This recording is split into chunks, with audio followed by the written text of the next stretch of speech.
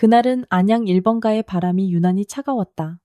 박미정, 55, 열해째 미정순대국을 지키며 새벽 5시에 일어나 시장을 돌고 국물 올리고 가게 문을 열고 밤까지 불 앞을 지키는 날들.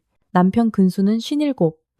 한때 택배 영업으로 집안을 일으켜 세우려 했지만 실패 이후로는 소파와 텔레비전이 삶의 전부가 되었다. 다녀왔어요 라고 말해도 대답은 없고 싱크대엔 설거지가 쌓여갔다. 잠자리도 대화도 함께 웃는 시간도 먼 옛날 얘기처럼 흐릿했다. 그녀는 가끔 스스로에게 물었다. 여자로 살았던 때가 언제였더라. 손님이 늘자 허리가 먼저 신호를 보냈다. 혼자서는 도저히 감당이 안 돼 결국 알바를 뽑기로 마음먹었다. 안양 1번가 순대국집 남자 알바 구함. 오전 10시 오후 10시. 며칠 뒤 또렷한 목소리에 전화 한 통. 다음 날 가게 문을 열고 들어온 청년은 최동현 30이었다. 반팔 소매 아래로 드러난 팔의 힘줄이 눈에 띄었지만 더 먼저 다가온 건 눈빛이었다. 묻는 말에 똑바로 답하고 모르는 일은 메모하며 빨리 배우겠다라고 말할 때의 태도. 구조조정으로 회사를 떠났다는 말에도 핑계 대신 담담함이 있었다. 그 자리에서 채용을 결정했다. 처음엔 그저 일손 하나 구했다 생각했다. 동현은 첫날부터 일머리가 좋았다. 주문과 서빙의 순서를 금방 익히고 손님에게 웃으며 반찬을 챙겨주고 설거지통이 가득 차면 알아서 허리를 굽혔다. 단골 할머니가 새 친구 참 성실하네 하며 엄지를 치켜 세울 때 미정은 모처럼 깊은 숨을 쉬었다. 점심 피크가 지나면 둘은 늦은 식사를 했다. 그는 오래 운동을 해왔다 했고 그녀는 장사 이야기를 했다. 요즘 힘드시죠? 동현이 조심스레 물었을 때 미정은 그 짧은 한 문장에 마음이 먼저 반응하는 걸 느꼈다. 집에서는 한 번도 듣지 못했던 물음이었다. 어느 저녁 높은 찬장 위에 큰 접시를 꺼내달라 부탁했을 때였다. 좁은 주방이라 두 사람이 서면 바람 한 줄기도 비집고 들어오기 어려웠다. 동현이 팔을 뻗는 순간 아주 잠깐 스치고 지나간 체온과 숨결, 금속과 불냄새 사이로 퍼지는 젖은 앞치마의 감촉, 그리고 아무 말도 하지 못한 침묵. 죄송해요, 공간이 좁아서요. 그가 물러서며 말했다. 미정은 괜찮아요 라고 답했지만 가슴속 어디선가 오래 닫아두었던 서랍이 덜컥 열리는 소리를 들었다. 그건 품위를 잃지 않으려 애쓰는 중년 여자의 욕망이 아니라 나는 아직 살아있다는 미약한 증명 같았다. 그날 밤 집으로 돌아와도 TV 소리는 여전했다. 남편은 카드값 얘기만 꺼냈고 그녀는 조용히 설거지를 마친 뒤 샤워를 했다. 거울 속의 얼굴은 피곤했지만 눈빛은 낯설게 반짝였다. 불 꺼진 방에 누워 천장을 보며 그녀는 생각했다. 이건 사랑이 아니야.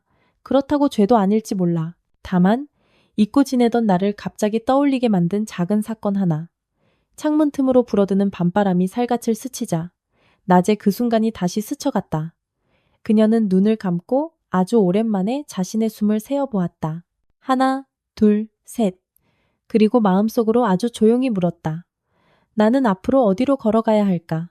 며칠 뒤 동현은 평소보다 일찍 가게에 나왔다. 사장님, 어제 국물 끓이실 때 봤는데 소금 대신 멸치 액젓을 조금 넣으시면 감칠맛이 더 살아날 것 같아요.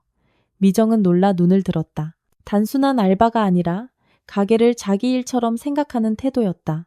그래? 그럼 오늘 한번 해볼까? 제가 해보겠습니다. 그는 뚝배기 뚜껑을 살짝 열고 국물 향을 맡았다. 그 순간 퍼지는 김 사이로 두 사람의 시선이 부딪혔다. 미정은 괜히 웃음을 터뜨렸다. 어휴, 내가 다 배워야겠네. 전 사장님한테 배워요. 전 이 맛이 좋아서 일하는 거예요. 그 말이 이상하게 오래 남았다. 시간이 지나면서 둘 사이엔 묘한 균열이 생겼다. 말하지 않아도 서로의 리듬을 알아챘고 눈빛 하나로 무슨 말을 하려는지 감지했다. 손님이 몰려와도 호흡이 맞았고 퇴근 무렵엔 서로 말없이 뒷정리를 했다. 하지만 그 말없음 속엔 수많은 말이 숨어 있었다. 하루는 비가 쏟아지던 밤이었다. 손님이 뜸해진 틈에 미정은 유리창을 닫고 있었다. 사장님 우산 없으시죠? 제가 집까지 모셔다 드릴게요. 괜찮아요. 버스 타면 돼요. 이 시간엔 버스도 거의 없을걸요. 그는 이미 자신의 우산을 펴들고 있었다. 좁은 우산 아래 두 사람의 어깨가 스쳤다. 빗방울이 떨어지는 소리보다 서로의 숨소리가 더 가까이 들렸다. 집 앞 골목에 도착했을 때 그녀는 일부러 멈춰 섰다. 여기까지면 돼요. 네. 내일 뵙겠습니다. 동현 씨. 그녀는 입술을 떼었지만 그 다음 말을 끝내 꺼내지 못했다. 단 한 발짝만 더 가면 무너질 것 같았다. 그는 잠시 그녀를 바라보다 고개를 숙였다. 비 맞지 마세요. 그리고 천천히 돌아섰다. 그날 밤 미정은 잠을 이루지 못했다. 방 안에는 남편의 코 고는 소리만 가득했다. 그녀는 마음속으로 스스로를 다그쳤다. 이건 아무것도 아니야. 그냥 스쳐간 감정일 뿐이야. 하지만 새벽이 오자 그녀는 부엌 창가에 서서 뜨거운 국물 대신 차가운 물을 들이켰다. 가슴속은 오히려 더 뜨거워졌다. 며칠 후 동현이 갑자기 말했다. 사장님, 저 다음 달에 고향 내려가야 할 것 같습니다. 왜요? 아버지 농사 도와야 해서요. 잠깐만 쉬려고요. 그녀는 아무 말도 하지 못했다. 그저 고개만 끄덕였다. 그동안 많이 배웠습니다. 감사했습니다. 그의 마지막 인사였다. 그가 떠난 날, 미정은 혼자 가게 문을 닫았다. 불 꺼진 주방, 빈 테이블들, 아직 식지 않은 국물 냄새 속에서 그녀는 문득 깨달았다. 그는 잠시 스쳐간 봄바람이었을지도 모른다. 하지만 그 바람이 지나간 자리엔 오랫동안 닫혀있던 창문이 열려 있었다. 그녀는 다시 불을 켜고 국물을 데웠다. 그리고 혼잣말로 중얼거렸다.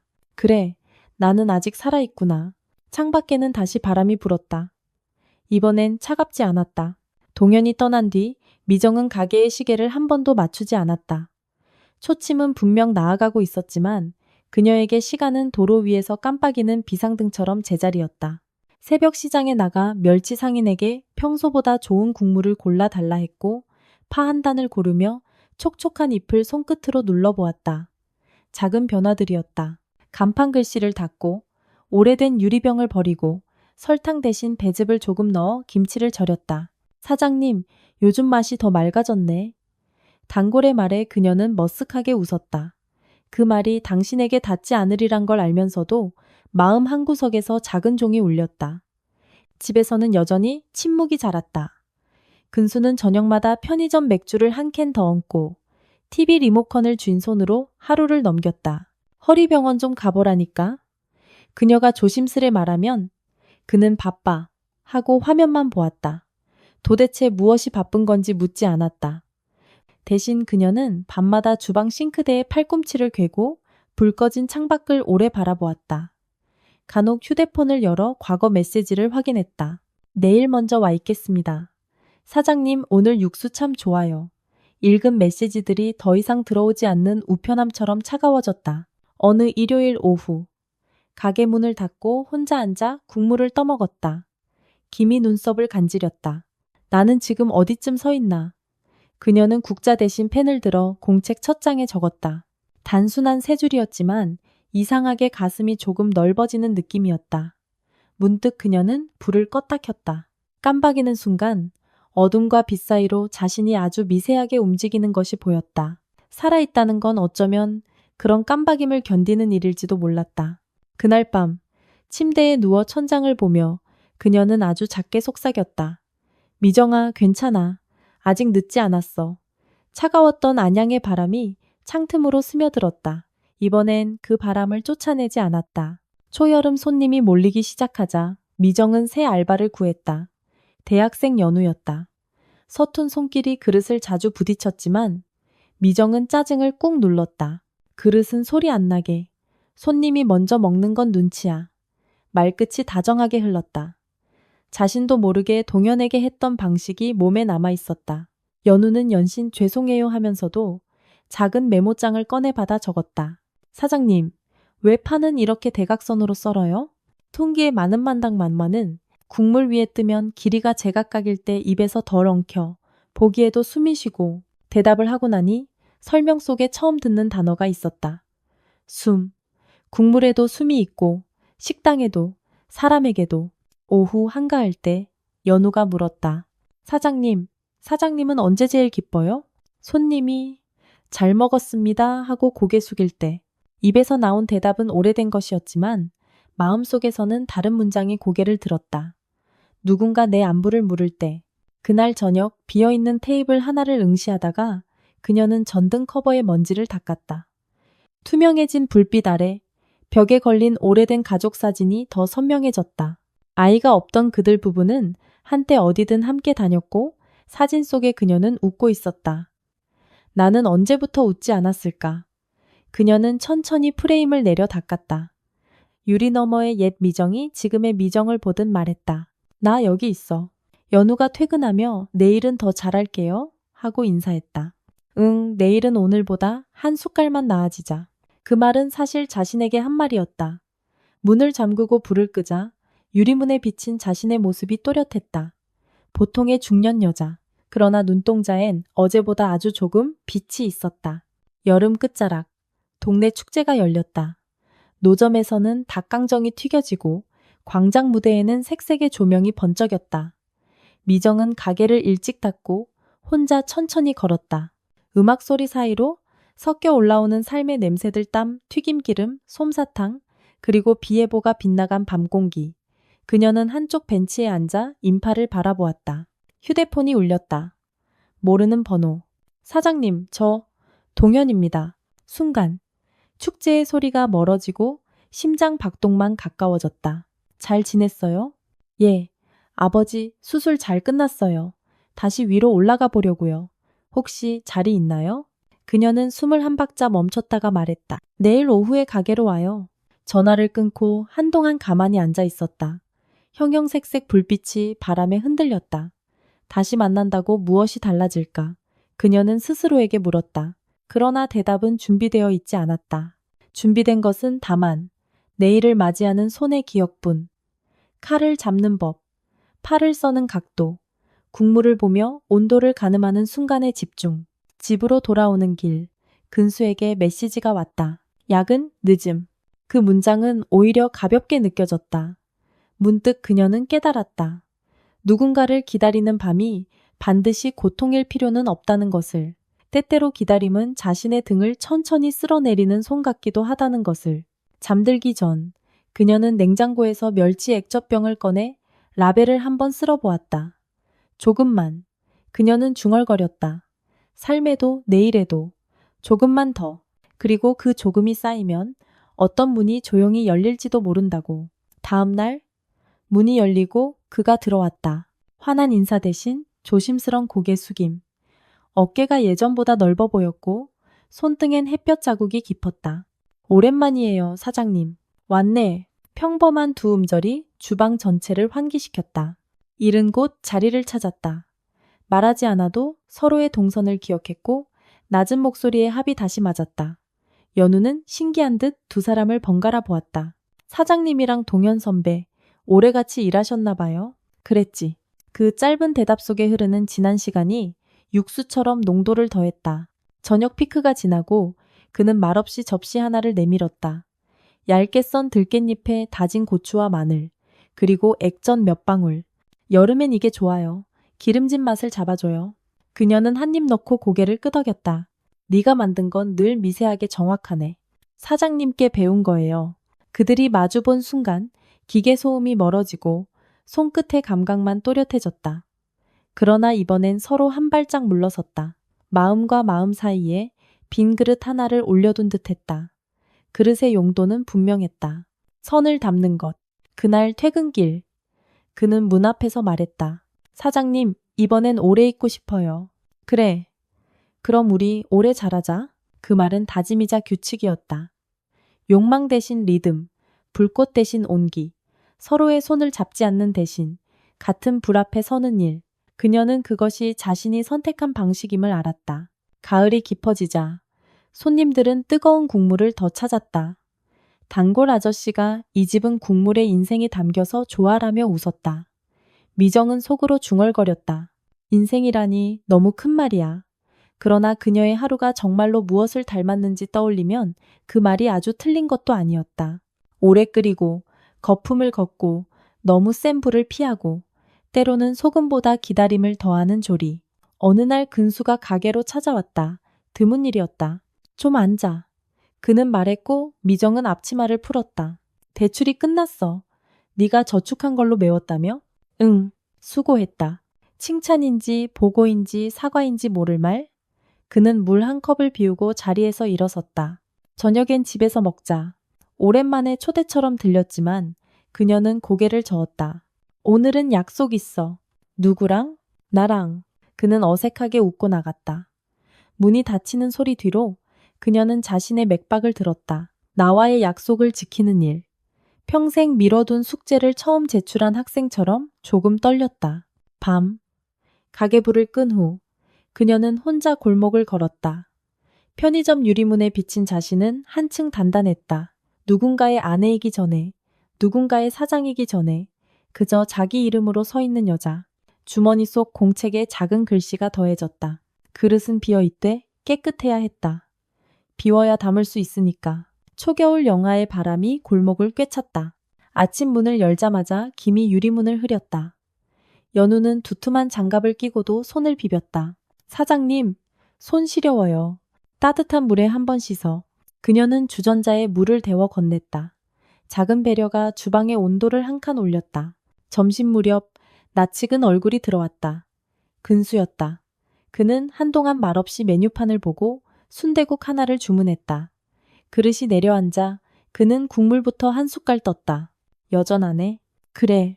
둘 사이에 앉은 뜨거운 김이 통역을 맡았다. 그는 숟가락을 내려놓고 말했다.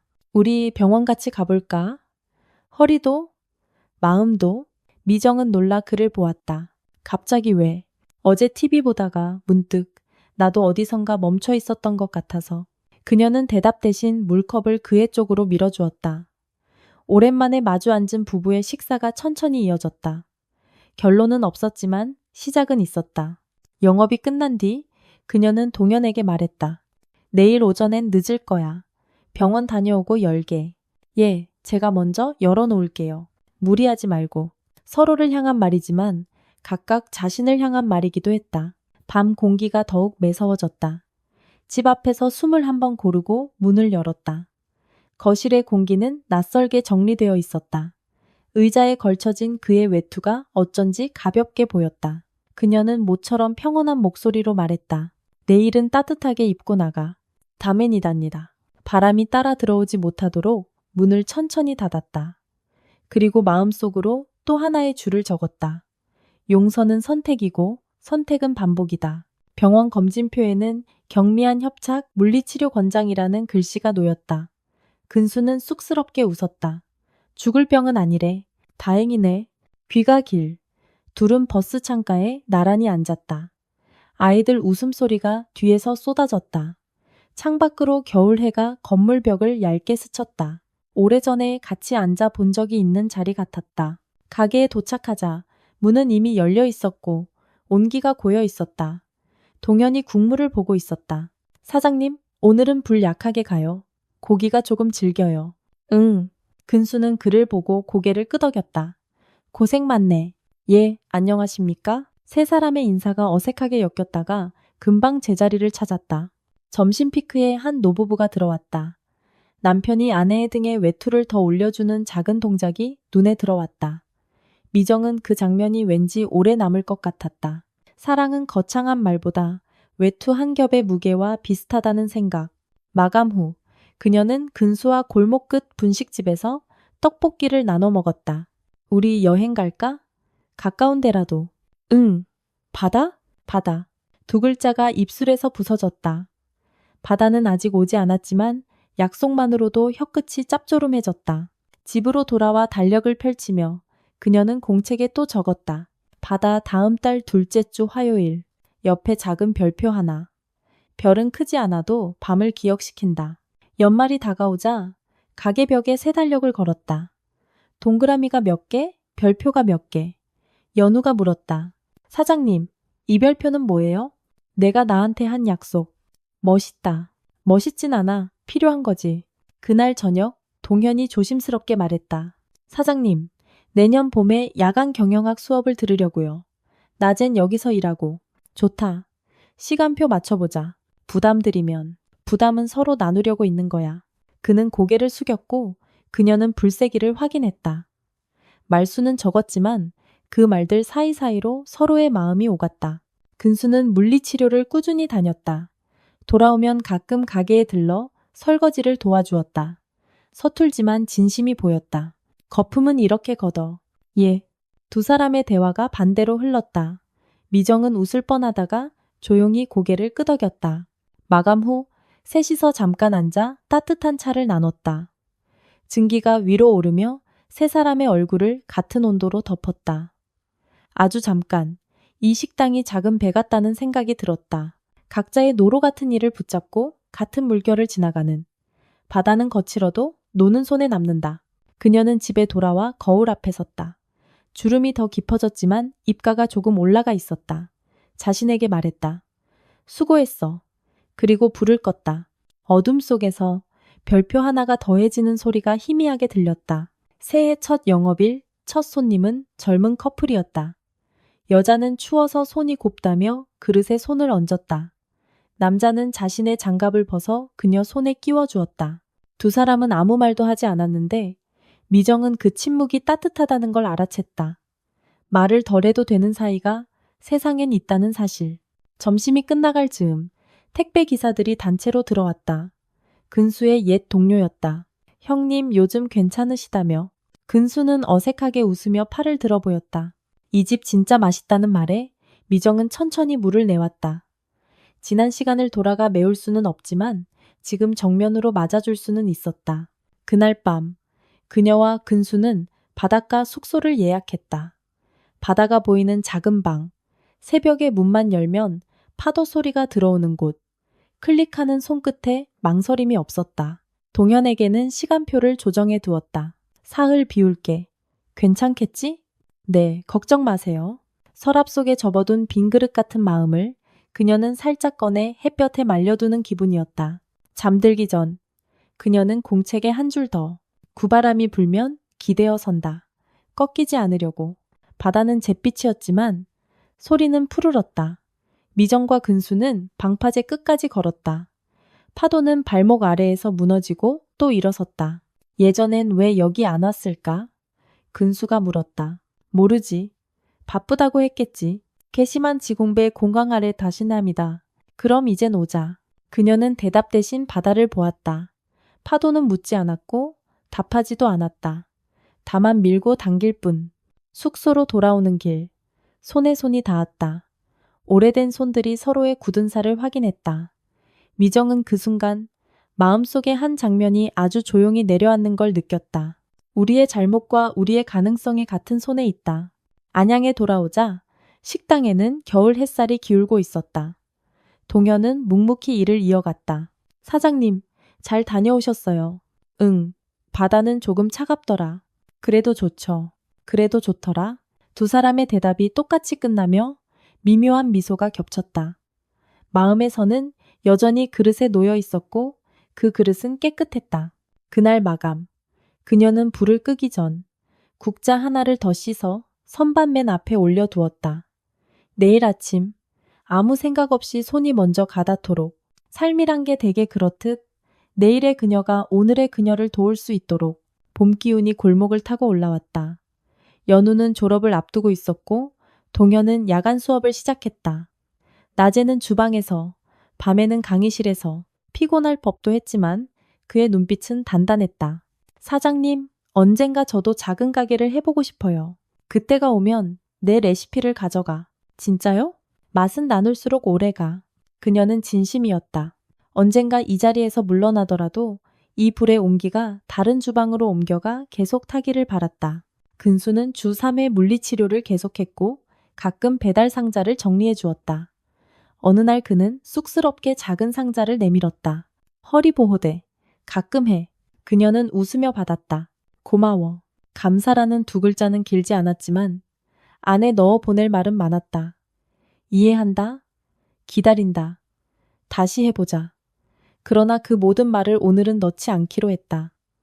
말도 숙성의 시간이 필요하다는 걸 이제는 알았다. 밤? 그녀는 공책 마지막 장에 적었다. 초여름 소나기가 지나간 오후, 낯선 손님이 찾아왔다. 중년의 여자, 어딘가 지쳐 보이는 눈. 여기, 혼자 와도 괜찮나요? 그럼요.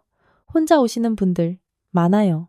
그녀는 순대국을 한 숟갈 뜨고 눈을 감았다. 뜨겁네요. 근데 살아나는 기분. 미정은 그 말에 가볍게 웃었다. 맞아요. 뜨거워야 살아나요. 손님이 나간 뒤 그녀는 빈 그릇을 닦으며 문득 깨달았다.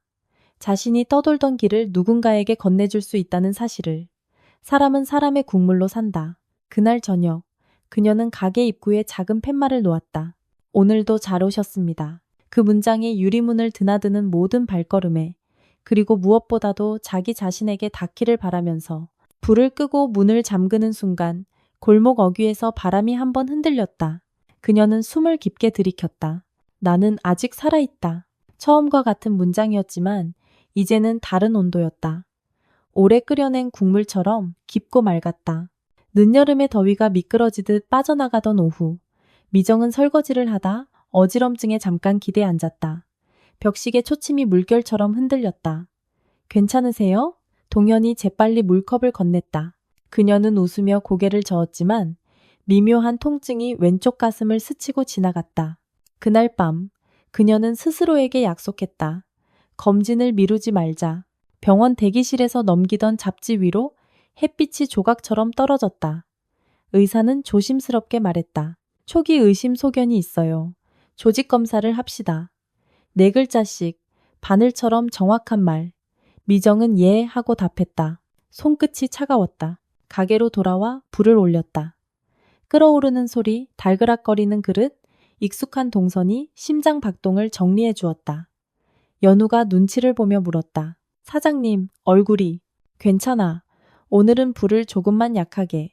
그녀는 국물 위 거품을 천천히 걷었다. 거품 아래 맑아지는 표면을 보며 생각했다. 두려움도 이렇게 걷어낼 수 있을까? 마감 무렵, 동현이 말없이 그녀의 앞치마끈을 풀어주었다. 내일 검진 가시죠. 제가 먼저 와서 준비할게요. 그녀는 고개를 끄덕였다. 누구에게 기대고 싶지 않던 등어리가 아주 조금 기댔다. 그 밤 공책의 한 줄 진실을 피하지 말 것. 피하면 더 오래 따라온다. 조직검사 결과는 초기. 수술 일정이 잡혔다. 의사는 확률과 예후를 말했고 그녀는 필요 이상의 단어를 챙기지 않았다. 돌아오는 길. 버스 손잡이가 미세하게 흔들렸다. 나는 괜찮다. 아니, 괜찮아질 것이다. 두 문장을 번갈아 붙들었다. 가게의 불은 그대로였다. 근수는 통화 끝에 짧게 말했다. 같이 갈게. 망설임이 조금 늦게 도착했지만 그의 말은 가벼운 외투처럼 어깨에 얹혔다. 동현은 장부를 정리하다가 조용히 물었다. 사장님, 수술 당일 가게는 제가 맡겠습니다. 연우도 있습니다. 고맙다. 지금은 많이 무서우시죠? 그녀는 대답하지 않았다. 대신 국자를 들어 국물에 숨을 센 뒤 작은 그릇에 떠서 그에게 내밀었다. 이 맛 잊지 마라. 그 말은 평범했지만 그는 무게를 이해하는 눈빛이었다. 잊지 않을 것을 약속하는 눈. 수술 전날 밤 그녀는 싱크대 앞에 오래 서 있었다. 손에 남은 비누 거품이 천천히 사라졌다. 사라지는 것이 꼭 끝은 아니라는 걸 주방에서 배웠다. 사라지고 남는 것, 남은 것으로 다시 시작하는 것. 그녀는 불 꺼진 가게를 한 바퀴 돌았다. 의자, 테이블, 전등, 칼. 손끝으로 인사를 하듯 톡톡 건드리며 속삭였다. 내일, 조금만 기다려. 수술은 오전이었고 회복실의 공기는 의외로 따뜻했다. 창밖의 나무 그림자가 천장에 흔들렸다. 근수가 어색하게 과일 바구니를 들고 서 있었다. 의사 선생님이 괜찮대. 응. 짧은 대화가 충분했다. 그의 눈가에 오래 묻어있던 어떤 것이 천천히 풀리는 듯 보였다. 이틀 뒤, 동현이 병실 문을 살짝 열었다. 장미도 과일도 아닌 얇은 메모 수첩 하나를 들고.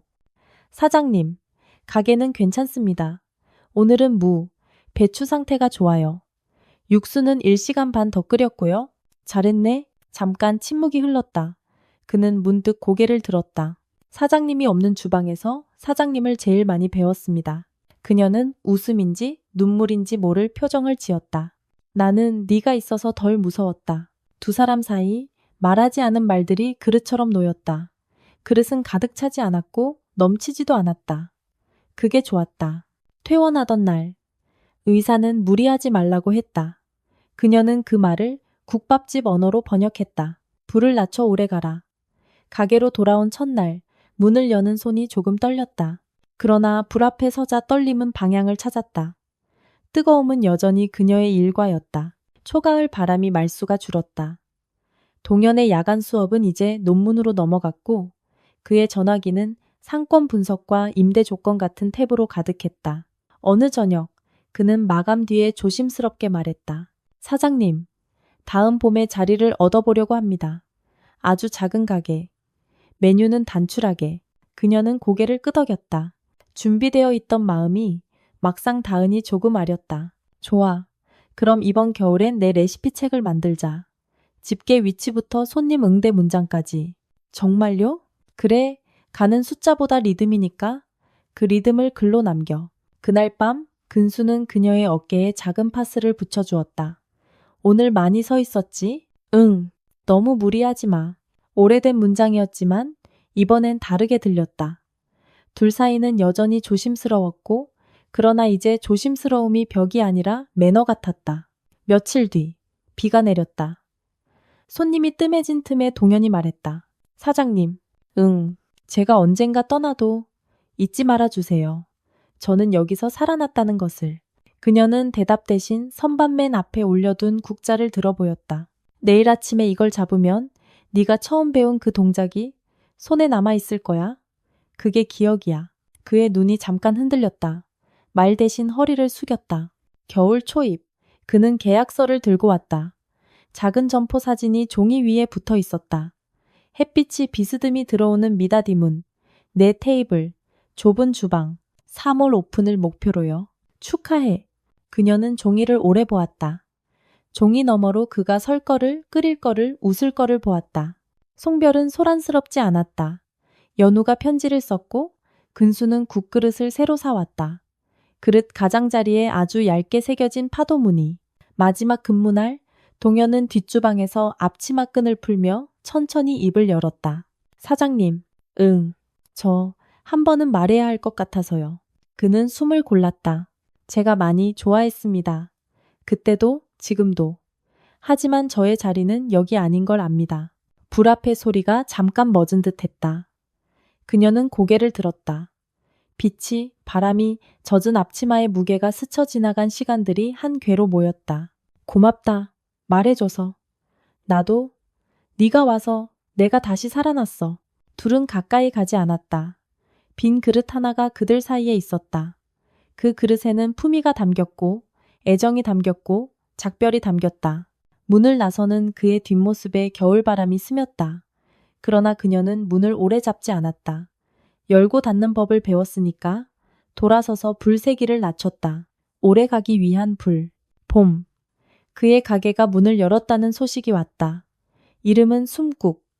그녀는 간판 사진을 한참 바라보다 휴대폰을 내려놓았다. 당장 달려가 축하하고 싶었지만 오늘도 그녀는 자기 불 앞에 서야 했다. 각자의 배에 각자의 노가 있다는 약속을 지키고 싶었다. 점심 피크가 지난 뒤 낯익은 손님이 들어왔다. 중년의 여자. 예전에 혼자 와도 되냐고 물었던 그가 다시 나타났다. 그때 그 말 기억나요? 뜨거워야 살아난다고. 오늘도 뜨거워요. 그녀는 웃으며 그릇을 내려놓았다. 손님이 첫 숟갈을 뜨는 순간 김이 곡선을 그렸다. 그 곡선이 누군가의 하루를 다시 붙잡아 주기를 바랐다. 마감 후 그녀는 빈 가게에서 의자 하나를 당겨 앉았다. 봄볕이 바닥에 사각형으로 눕고 먼지가 빗속에서 천천히 움직였다. 공책을 펼쳐 마지막 줄을 썼다. 12. 사랑은 꼭 붙잡는 손이 아니라 비워둔 그릇의 자리에서 오래 지켜보는 일. 휴대폰에 잠깐 떴다 사라진 메시지. 사장님, 오늘 첫 손님이 잘 먹었습니다. 라고 인사하고 갔습니다. 그 말이 이렇게 크다는 걸 이제 압니다. 그녀는 소리내어 읽지 않았다. 대신 선반 맨 앞에 국자를 꺼내 싱크대에 조용히 올려두었다. 내일 아침 아무 생각 없이 손이 먼저가 닿도록. 창문을 조금 열자 바람이 들어왔다. 차갑지 않았다. 그녀는 불을 다 끈 가게에서 눈을 감았다가 다시 떴다. 어둠과 빛 사이 아주 얇은 깜박임. 살아있다는 증명으로 충분했다. 그리고 문을 잠그며 마음속으로 아주 조용히 말했다. 잘 먹었습니다.